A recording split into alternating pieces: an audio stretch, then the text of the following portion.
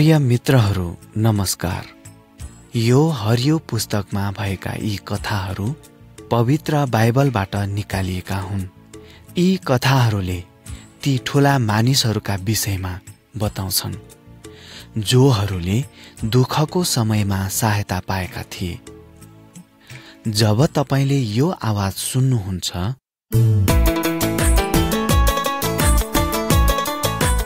तब अर्को चित्र पल्टाउनुहोस्।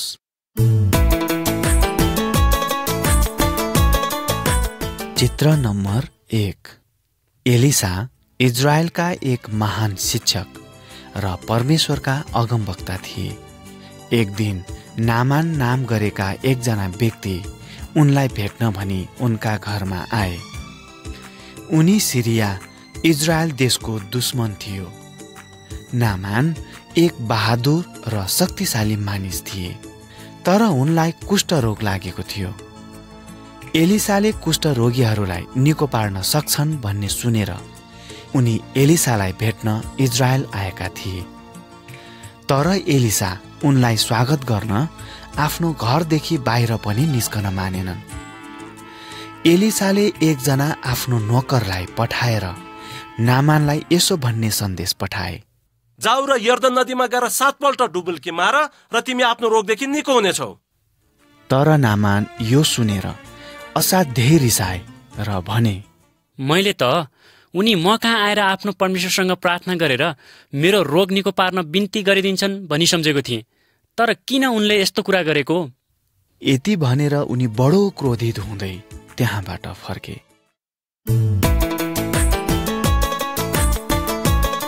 चित्र नम्बर 2।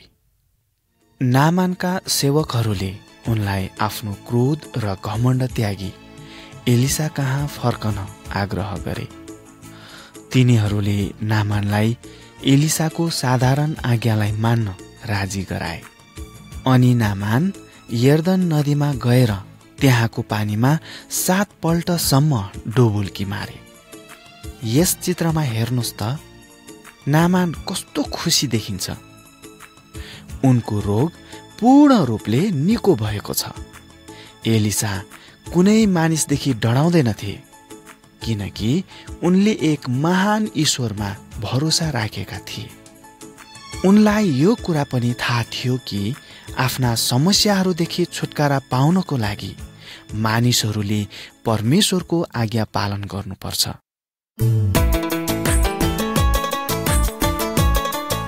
चित्र नम्बर 3। जब जब सिरियाईहरू इजरायलमाथि हमला गर्न तयार हुन्थे, तब परमप्रभुले पहिले नै यस कुराको जानकारी एलिसालाई दिनुहुन्थ्यो। सिरियाईहरूले इजरायलीहरूलाई पराजित गर्न नपाउन् भनी एलिसाले इजरायलका राजाहरूलाई पहिले नै चेतावनी दिन्थे। सिरियाका राजाले आफ्ना सिपाहीहरूलाई भने, जाऊ र एलिसा कहाँ छ पत्ता लगाऊ, ताकि म गएर त्यसलाई पक्रन सकूं। एक दिन सबेरै एलिसा र उनको नोकर बाहिर गएको बेला आफूलाई पक्रन भनी सिरियाका सेना आफूतर्फ आइरहेको एलिसाले देखे। तब त्यस नोकरले कराउँदै भन्यो, मालिक, अब हामी के गरौं? एलिसाले भने, नडराऊ, हामीसँग भएकाहरू उनीहरूसँग भएकाहरू भन्दा धेरै छन्। तब त्यस नोकरले आफ्ना वरिपरि अग्निमय घोडाहरू र रथहरू देखे। ती सबै सेनाहरू उनीहरूको बचाउको लागि परमेश्वरले पठाउनु भएको थियो।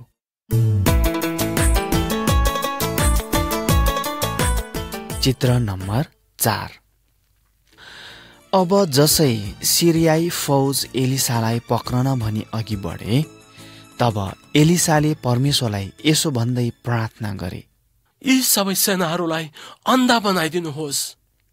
त्यति नै बेला ती सबै सेनाहरू देख्न नसक्ने गरी अन्धा भए।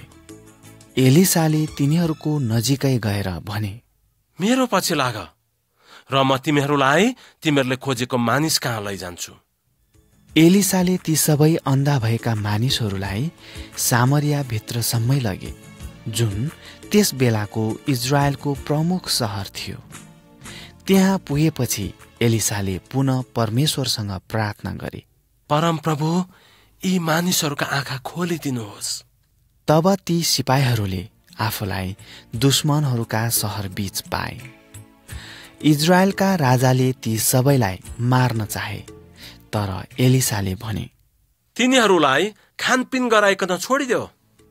मित्रहरू, एलिसाको परमेश्वर हाम्रा सारा दुश्मनहरू भन्दा पनि अझ महान र शक्तिशाली हुनुहुन्छ। यदि हामी उहाँमा भरोसा राख्छौँ भने तिनीहरू विरुद्ध बदला लिनुपर्ने आवश्यकता पर्दैन।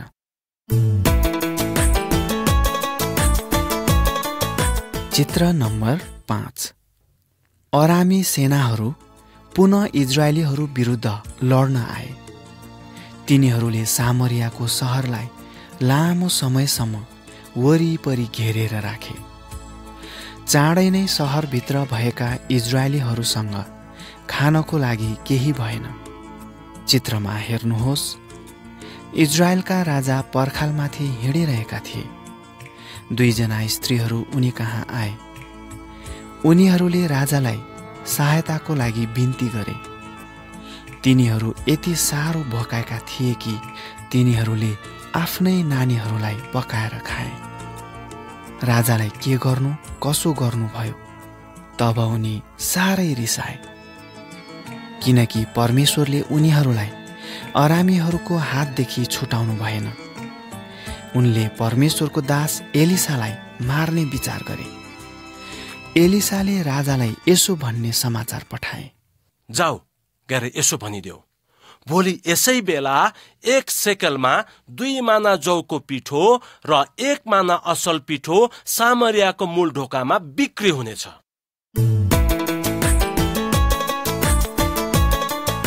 चित्र नम्बर 6। त्यस समय 4 जना मानिसहरू सामरियाको मूल ढोकामा बसिरहेका थिए। तिनीहरू सबै कुष्ठरोगी थिए। तिनीहरूले एक अर्कालाई भने, हामीहरू किन यहाँ बसेर मर्ने? हो, त्यसैले अब हामी आरामीहरूको छाउनीमा गएर आफैलाई उनीहरूको हातमा समर्पण गरौँ। हो ल जाउँ। त्यति नै बेला आरामी सेनाहरूले एउटा ठुलो सेनाको दल आफूतर्फ आउँदै गरेको सुने।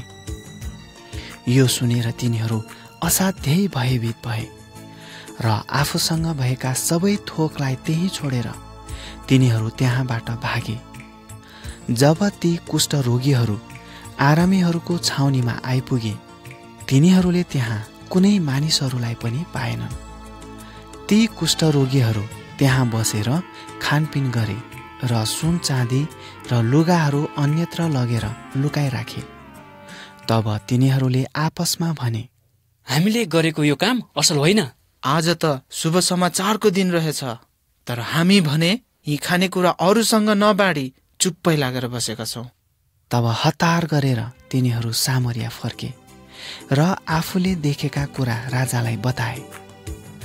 छिट्टै नै मानिसहरूले आफूले आरामीहरूका छाउनीबाट ल्याएका खाना सामरियाको मूल ढोकामा बिक्री गर्न थाले।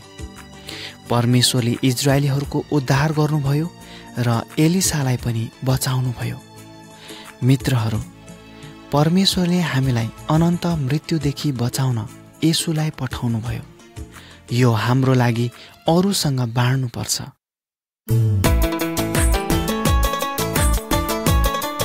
चित्र नम्बर 7। एलिसाको मृत्युपछि इजरायलमा 1 जना योना नाम गरेका अर्का अगमवक्ता थिए। परमेश्वरले उनलाई भन्नुभयो, निनवे सहरमा जाऊ र त्यस विरुद्ध प्रचार गर।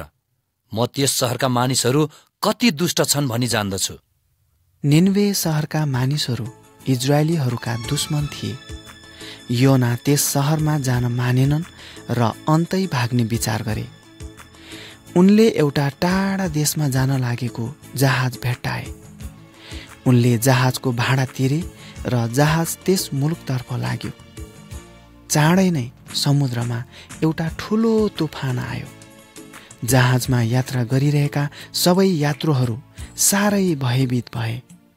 उनीहरूले एक आपसमा भने, कसको कारणले गर्दा यो आपत हामी माथि पर्न आएको होला?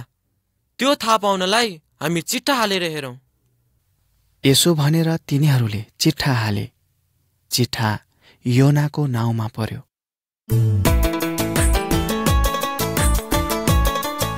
चित्र नम्बर 8। तब ती यात्रुहरूले योनालाई भने, तिमीले के गर्यौ र हामीमाथि यस्तो आपत पर्न आयो? उनले आफू परमेश्वरको आज्ञा नमानी भागेको उनीहरूलाई बताए। उनीहरूले फेरि उनलाई सोधे, समुद्रलाई शान्त गरौँ न, अब हामी के गरौँ? तब योनाले जवाफ दिए, मलाई उचालेर समुद्रमा फालिदेऊ र समुद्र शान्त हुनेछ, किनभने मेरै कारणले गर्दा यो तुफान तिमीहरूमाथि चलेको हो भन्ने मलाई थाहा छ। ती मानिसहरूले योनालाई समुद्रमा फालेर मार्न चाहँदैनथे, तर आँधी तुफान झन झन ठुलो हुँदै आयो। यसैले उनीहरूले योनालाई उठाएर जहाजबाट समुद्रमा फालिदिए। यसो भए तापनि योना डुबेर मरेनन्। चित्रमा हेर्नुहोस् त, एउटा विशाल माछा आएर योनालाई निल्यो। उनी त्यस माछाको पेटभित्र 3 दिनसम्म जिउँदै बसे। त्यसपछि योनालाई त्यस माछाले एउटा सुक्खा जमिनमा उकेलिदिए।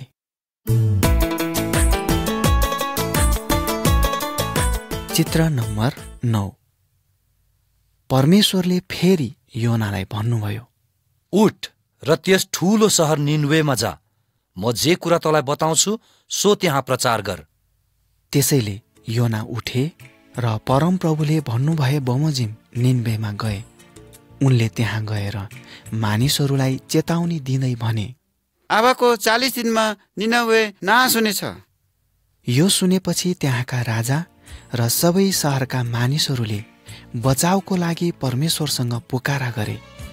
उनीहरू आफ्ना दुष्ट बाटाहरूदेखि फर्के। त्यसैले परमेश्वरले ती निनवेका मानिसहरूलाई नष्ट गर्ने विचार त्याग्नुभयो। मित्रहरू, हामीहरू पनि योना र ती निनवेवासीहरू जस्ता छौँ। हामीहरूले पनि परमेश्वरका आज्ञाहरू उल्लङ्घन गरेका थियौँ। यी सबै कुराको लागि हामीहरू मृत्युको भागीदार थियौँ। तर यसो भए तापनि परमेश्वरले हामीहरूलाई प्रेम गर्नुहुन्छ। उहाँले हामीलाई यी सबै कुरा विरुद्ध चेतावनी दिन र हामीहरू हाम्रा दुष्ट मार्गदेखि फर्कन सकौँ भनेर येशूलाई पठाउनुभयो। येशू हामीलाई बचाउनका लागि मर्नुभयो। जसरी योना माछाको पेटभित्र 3 दिनसम्म रहे, त्यसरी नै येशू पनि चिहानमा 3 दिनसम्म रहनुभयो। तब येशू मृत्युबाट जीवित भई उठ्नुभयो। अब आफ्ना पाप र सबै दुष्ट कुराहरूलाई त्यागी उहाँलाई पछ्याउने सबैजनालाई येशूले अनन्त जीवन दिनुहुन्छ।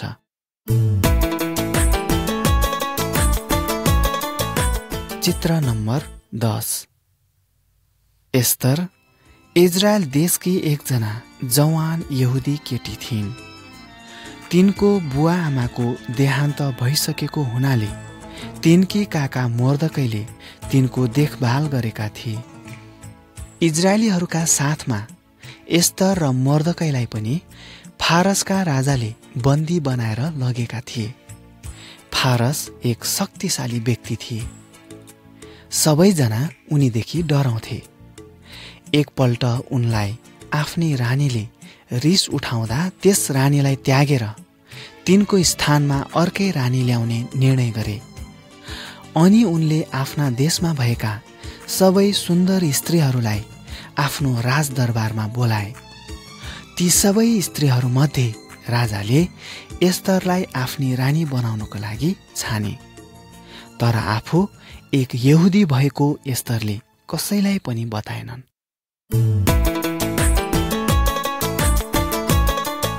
चित्र नम्बर 11। हामान फारसका एक महत्त्वपूर्ण व्यक्ति थिए। उनी कुनै ठाउँबाट भएर जाँदा उनका वरिपरि भएका सबैजना उनको अगाडि झुक्दथे। मोर्दकै एउटै जीवित परमेश्वरलाई मात्र पुज्दथे। उनी हामानको अगाडि झुक्न अस्वीकार गर्थे। यस कुराले हामान असाध्यै क्रोधित हुन्थे। उनले मनमा नै मर्दकै विरुद्ध बदला लिने निर्णय गरे। एक दिन हामानले राजालाई कुरा लगाउँदै भने, यहुदीहरूले हजुरले खटाएका ऐन कानुनहरू पालन गर्दैनन्। यदि महाराजाको इच्छा भए तिनीहरूको विनाशको निम्ति एउटा लिखित आज्ञा निकाली बक्सियोस्। हामानले आफ्नो अनुरोध स्वीकार्य होस् भन्ने खातिर राजालाई पैसा दिए।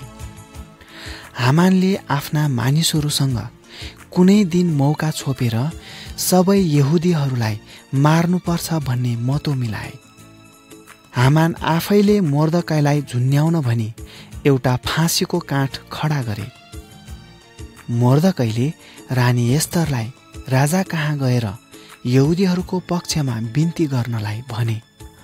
तर एस्तरले उनलाई भनिन्, यदि कुनै व्यक्ति अनुमति नपाए राजा कहाँ गए भने ऊ मारिन्छ। यसैले सबै यहुदीहरूलाई आफ्नो निम्ति प्रार्थना गर्न एस्तरले अराइन्। तिनले भनिन्, म राजा कहाँ कानुनको विरुद्धै भए पनि जानेछु, मेरो विनाश भए पनि होस्।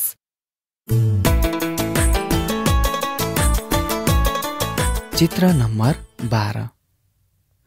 परमेश्वरले यहुदीहरूको प्रार्थनालाई सुन्नुभयो। राजाले एस्तरलाई स्वीकार गरे अनि एस्तरले राजाको सम्मानमा एउटा विशेष भोजको आयोजना गरिन्, जसमा तिनले हामानलाई पनि निम्तो दिइन्। भोजको समयमा राजाले एस्तरलाई प्रश्न गरे, रानी एस्तर, तिमी के चाहन्छौ? तिमी जे सुकै माग, म मेरो आधा राज्यसम्म पनि तिमीलाई दिनेछु। एस्तरले जवाफ दिइन्, हे महाराजा, यदि मैले हजुरको निगाह प्राप्त गरेकी छु भने मेरो ज्यान जोगाइ पाऊ, किनकि म र मेरो जाति नाश गरिन, मारिन र नाउँ निशानै मेटिनलाई बेचिएका छौं। तब राजाले सोधे, यस्तो काम गर्न आँट गर्ने मान्छे को हो अनि त्यो कहाँ छ? एस्तरले जवाफ दिइन्, हाम्रो विरोधी र शत्रु यही दुष्ट हामान हो। जब राजाले हामानको त्यस्तो दुष्ट योजनाको बारेमा थाहा पाए तब उनी असाध्यै क्रोधित भए। तब राजाले हामानलाई आफूले मर्दकैको निम्ति बनाएको झुन्ड्याउने काठमा उसैलाई फाँसी दिई झुन्ड्याउन लगाए। यसरी सम्पूर्ण यहुदीहरूको उद्धार भयो।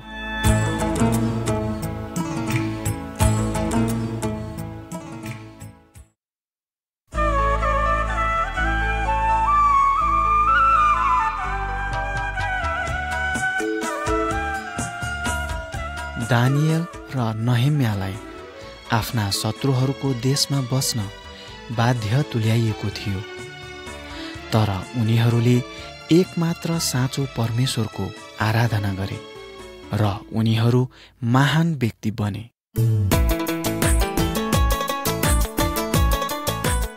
चित्र नम्बर 13। यस चित्रमा हामी दानियल र उनका 3 जना साथीहरूलाई देख्छौं। उनीहरू सबै यहुदी थिए। उनीहरू सबैलाई दुश्मनहरूले कैदी बनाई बेबिलोनमा लगेका थिए। बेबिलोनका राजाले ती 3 जनालाई आफ्नो सेवामा लगाउन चाहन्थे। यसै कारण उनीहरूलाई बेबिलोनमा बोलिने भाषा र त्यहाँको रीतिरिवाज सम्बन्धी कुराहरू सिक्नु पर्यो। तर दानियल र उनका 3 जना साथीहरूले दरबारको अति नै पौष्टिक खाना खान अस्वीकार गरे, किनकि यो उनीहरूको यहुदी रिवाज विरुद्धको कुरो थियो। उनीहरू सबैलाई थाहा थियो कि उनीहरूले परमप्रभुको नियम पालन गर्नुपर्छ र उहाँलाई आदर गर्नुपर्छ। यसैले उनीहरूले खानको लागि हरियो सागपात र पिउनको लागि पानीको मात्र माग गरे। त्यस व्यक्ति जसले उनीहरूको देखभाल गर्थे, उनीहरू कतै दुब्लो भएर बिरामी पो पर्ने हुन् कि भन्ने सोचले अति नै डराए। तर त्यसो हुनाको साटो ती 4 जना अझ बलिया र बेबिलोनमा भएका सबै जवान मानिसहरूभन्दा बुद्धिमान भए।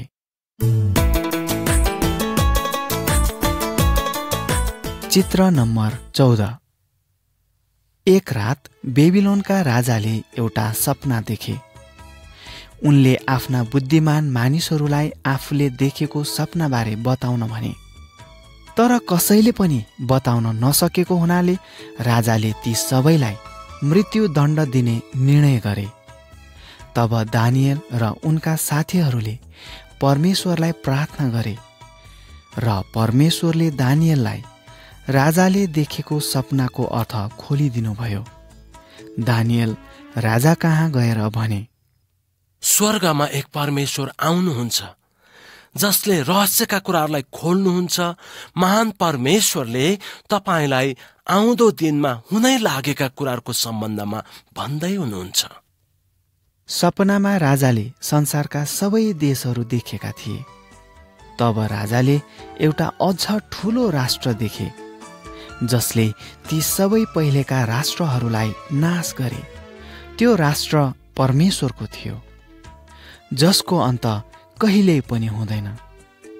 दानियलले राजाको सपनाको अर्थ बताइदिएका हुनाले राजा उनीसँग अति नै प्रसन्न भए।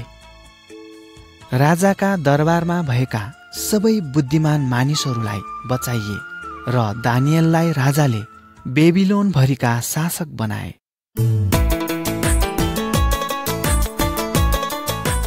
चित्र नम्बर 15।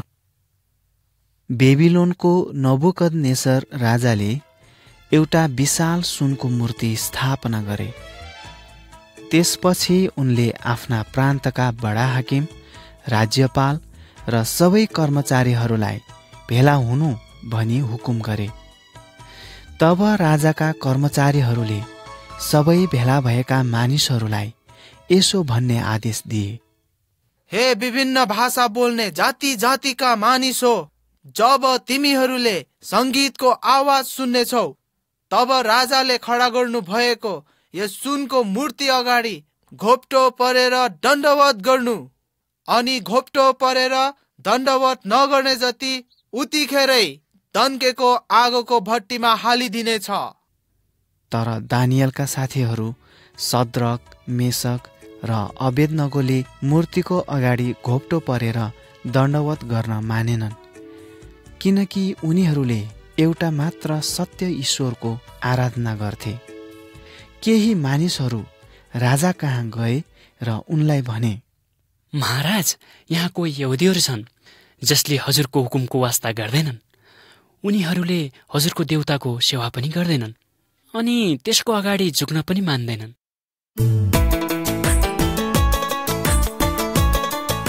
चित्र नम्बर 16। तब राजा नबुकदनेस्सर रिसले चुर भएर तीनैजना सद्रक, मेसक र अबेदनगोलाई ल्याउने हुकुम गरे। राजाले उनीहरूलाई भने, तिमीहरूले सुनको यस मूर्तिको अगाडि घोप्टो परेर ढोगेनौ भने तिमीहरूलाई आगोको भट्टीमा हालिदिनेछ, र कुन देवताले तिमीहरूलाई मेरो हातबाट बचाउन सक्नेछ?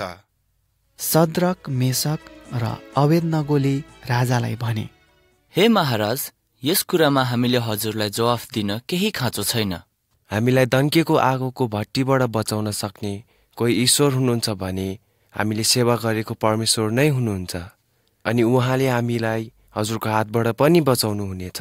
तर त्यसो भएन भने पनि हे महाराज, यो कुरो हजुरलाई थाहा होस् कि हामी हजुरको देवताहरूको सेवा गर्ने छैनौँ।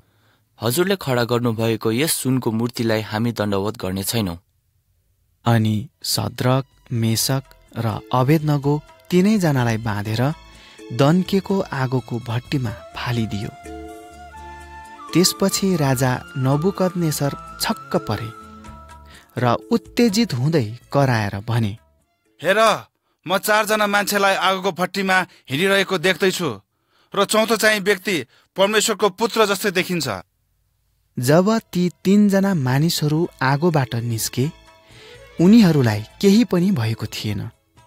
तब राजाले भने, सद्रक, मेसक र अबेदनगोका परमेश्वरले उनीहरूको सुरक्षाको लागि आफ्ना स्वर्गदूत पठाएका रहेछन्, नत्र अरू कुनै देवताले यसरी आफ्ना जनहरूलाई बचाउन सक्दैनन्।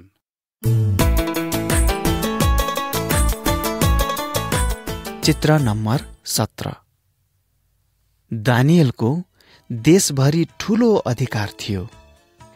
यसै कारण उनीसँग काम गर्ने अन्य कर्मचारीहरू उनीसँग डाह गर्थे। तर दानियल राजाको आज्ञाकारी सेवक भएका हुनाले तिनीहरूले दानियल विरुद्ध कुनै दोष भेट्टाउँदैनथे।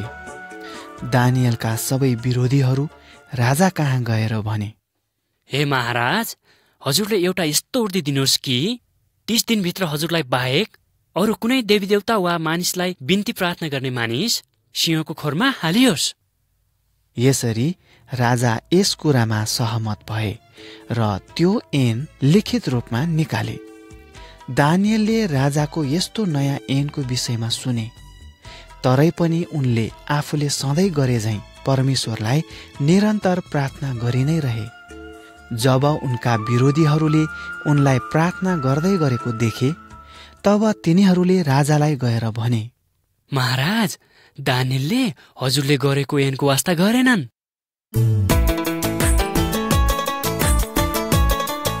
चित्र नम्बर 18।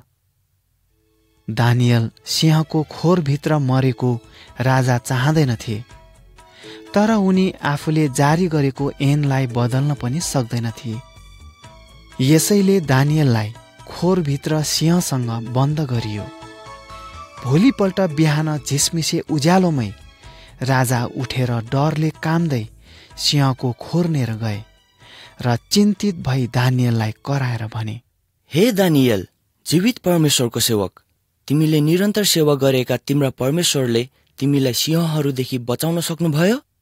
तब दानियलले जवाफ दिए, महाराज अमर रहन्। सिंहहरूका मुख थुनिदिनलाई मेरा परमेश्वरले आफ्ना दूत पठाउनु भयो र यी सिंहहरूले मलाई केही पनि हानि गरेनन्।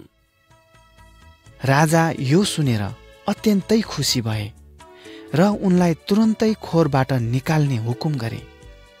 राजाको हुकुम बमोजिम दानियलका सबै विरोधीहरूलाई सिंहको खोरभित्र हालियो। उत्तिखेरै सिंहले झम्टेर तिनीहरूका हड्डीहरू समेत तिनीहरूलाई कर्याक कुरुक पारेर खाइहाले। मित्रहरू, दानियल र उनका साथीहरूले जस्तै जीवित परमेश्वरमाथि भरोसा राख्यौं भने मानिसहरूले के गर्न सक्छन्? त्यसमा हामी डराउनु पर्दैन।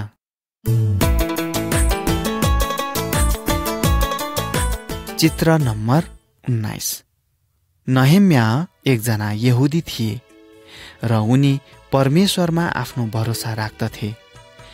दानियलको समयपछि उनी बेबिलोनमा रहन्थे। आफ्ना पुर्खाहरूको सहर यरुसलेम त्यसबेला शत्रुहरूको आक्रमणले गर्दा भग्नावशेष अवस्थामा थियो। त्यहाँ बसोबास गर्ने सबै यहुदीहरूमाथि ठूलो सङ्कष्ट आएको थियो। नहेम्या एक महान राजाका सेवक थिए। एक दिन उनले जसै राजालाई दाखमध्य टक्राए, राजाले उनलाई भने, तिम्रो अनुहार किन यति उदास देखिन्छ? नहेम्याले राजालाई यरुसलेम र आफ्ना जाति यहुदीहरूका बारेमा बताए। तब राजाले उनलाई सोधे, मबाट तिमी के चाहन्छौ? नहेम्याले मनमनै परमेश्वरलाई प्रार्थना गरे र राजालाई भने, हजुरलाई असल लागे र म हजुरको निगाह पात्र भएको छु भने मेरा पुर्खाहरू गाडिएको सहरलाई मैले पुनर्निर्माण गर्न मलाई यहुदामा पठाइदिनुहोस्। परमेश्वरले नहेम्याको प्रार्थनालाई सुन्नुभयो र राजाले उनको अनुरोधलाई स्वीकार गरे।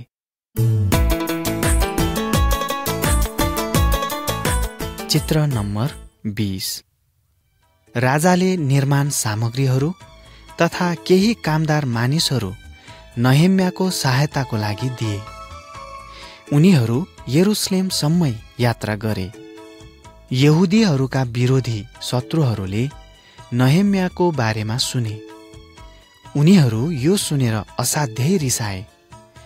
यहुदीहरूलाई कसैले सहायता गरेका उनीहरू चाहँदैनथे, तर नहेम्या उनीहरू कसैदेखि डराएनन्। नहेम्या यरुसलेमको निरीक्षण गर्न चाहन्थे। त्यसैले उनी एउटा घोडामा चढी सहरका भत्किएका पर्खाल वरिपरि घुमे। उनले यो सबै रातको समयमा गरेका हुनाले कसैले पनि उनले के गर्दैछन् भन्ने थाहा पाएनन्। भोलिपल्ट बिहान नहेम्याले सबै यहुदीहरूलाई भेला गरेर भने, आओ हामी यरुशलेमको पर्खालको पुनर्निर्माण गरेर हाम्रो निन्दा हटाऊ। परमेश्वर हाम्रो साथमा हुनुहुन्छ, त्यसैले हामीलाई हाम्रा शत्रुहरूदेखि डराउन आवश्यक छैन। सबै यहुदीहरू नहेम्यासँग मिलेर पर्खाल मर्मत गर्ने कामको लागि तयार भए।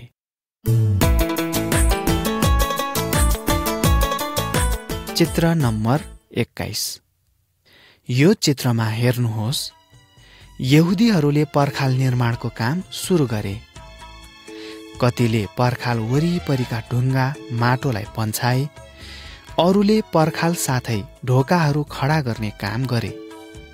यहुदीहरूको विरोधी शत्रुहरू यो देखेर असाध्यै क्रोधित भए। जसै मानिसहरू आफ्ना आफ्ना काममा व्यस्त थिए, ती विरोधीहरूले उनीहरूलाई चिठी लेखेर मार्ने धम्की पनि दिए। त्यसैले फेरि नहेम्याले परमेश्वरलाई प्रार्थना गरे। नहेम्यालाई परमेश्वरको मार्ग निर्देशनको खाँचो थियो। नहेम्याले कामदारहरूको सुरक्षाको लागि हात हतियारहरूले सुसज्जित मानिसहरूलाई पर्खालका वरिपरि राखे। सबैजना हात हतियारहरू लिएर लडाईँको लागि तयार भई बसे। ती विरोधीहरूले नहेम्या र यहुदीहरूलाई केही पनि हानि पुर्याउन सकेनन्। काम चलि नै रह्यो र केवल 52 दिनमै पर्खाल पुनर्निर्माणको काम सकियो।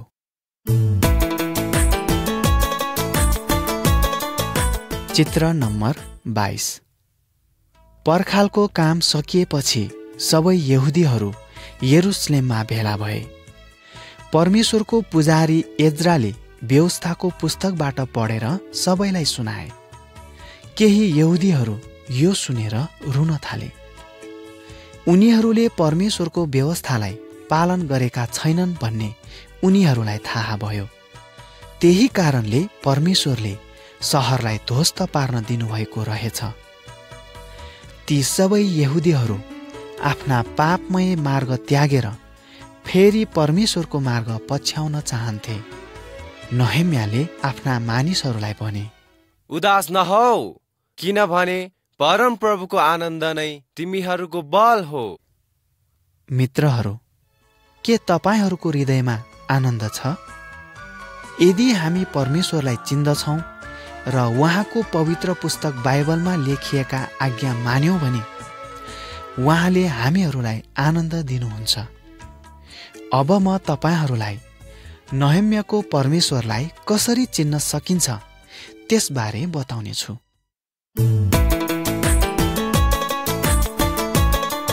चित्र नम्बर 23।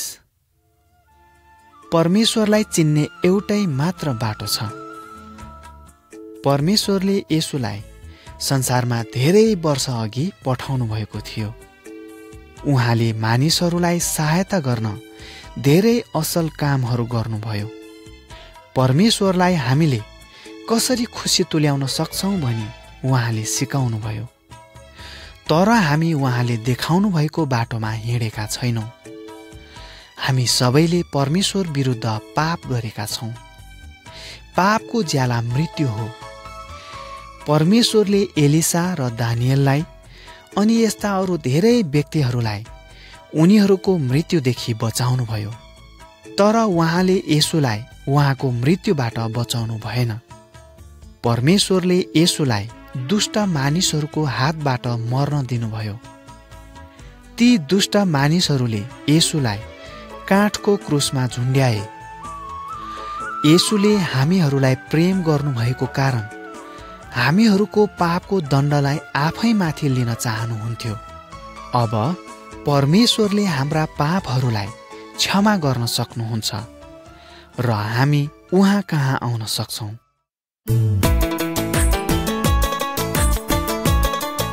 चित्र नम्बर 24।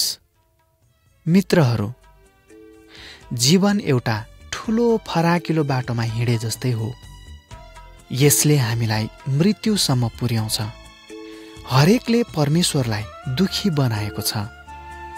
हामीहरू सबै शैतानको बाटोमा छौँ। यसले हामीहरूलाई मृत्युपछि अनन्त दण्डसम्म पुर्याउँछ। येशूले हामीलाई यस दण्डदेखि बचाउन हाम्रो सट्टामा दुःख भोग्नुभयो र मर्नुभयो। उहाँ मर्नुभएको 3 दिनपछि फेरि जीवित हुनुभयो। अब उहाँले हामीलाई परमेश्वरसम्म पुग्ने बाटो देखाउन सक्नुहुन्छ।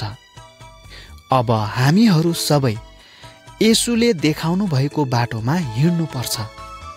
यो एउटा साँघुरो र कठिन बाटो छ।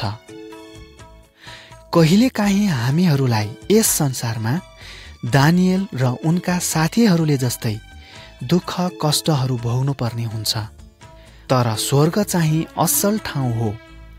त्यहाँ कुनै किसिमको दुःख कष्ट हुँदैन। यो एउटा अनन्त शान्ति र आनन्दको ठाउँ हो। परमेश्वर त्यहाँ बास गर्नुहुन्छ। येशूले भन्नुभयो, बाटो, सत्य र जीवन म नै हुँ।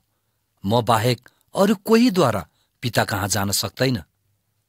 त्यसैले अहिले नै तपाईँ येशूसँग प्रार्थना गर्नुहोस्। उहाँसँग तपाईँको लागि परमेश्वर कहाँ जाने बाटो देखाउन प्रार्थना गर्नुहोस्।